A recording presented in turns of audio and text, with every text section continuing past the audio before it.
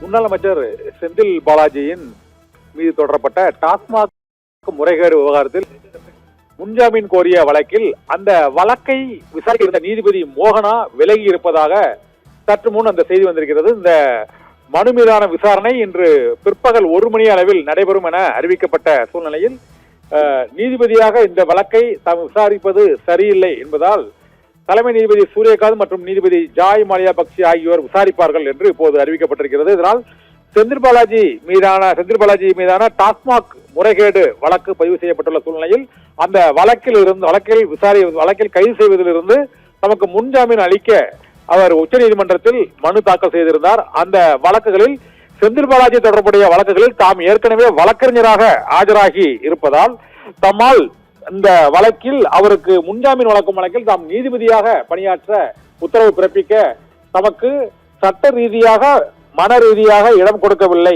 என அவர் தெரிவித்து செந்தில் பாலாஜியின் முன்ஜாமீன் மனு மீதான அந்த வழக்கில் இருந்து நீதிபதி மோகனா விலகுவதாக அறிவித்திருப்பதுடன் தலைமை நீதிபதி சூரியகாந்த் தலைமையிலான அமர்வு இந்த டாஸ்மாக் முறைகேடு விவகாரத்தில் முன்ஜாமீன் கோரும் மேல்முறையீட்டு மனு மீது விசாரித்து உத்தரவுகளை பிறப்பிக்க வேண்டும் என நீதிபதி மோகனா தெரிவித்திருப்பது செந்தில் பாலாஜி முன்ஜாமீன் வழக்கில் மேலும் ஒரு பரபரப்பை ஏற்படுத்தி இருக்கிறது.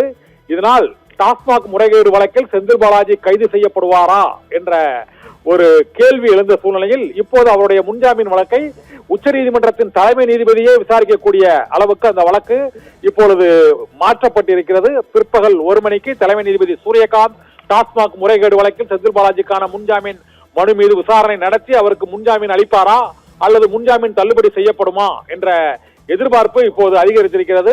செந்தில் பாலாஜி தொடர்பான பல்வேறு வழக்குகளில் வழக்கறிஞராக தாம் ஆஜராகி இருப்பதால் அவருடைய முன்ஜாமீன் வழக்கில் தாம் உத்தரவு பிறப்பிப்பது சரியாக இருக்காது என்று நீதிபதியாக உள்ள முன்னாள் வழக்கறிஞர் மோகனா விலகி இருக்கிறார். இதனால் முன்னாள் அமைச்சர் செந்தில் பாலாஜிக்கு முன்ஜாமீன் அளிக்கக்கூடிய அந்த மனு மீதான விசாரணை நாடு முழுவதும் கவனத்தை ஈர்த்திருக்கிறது. பிற்பகல் 1 மணி அளவில் இதற்கான உத்தரவு பிறப்பிக்கப்படும் என எதிர்பார்க்கப்படுகிறது. ஆனந்தி.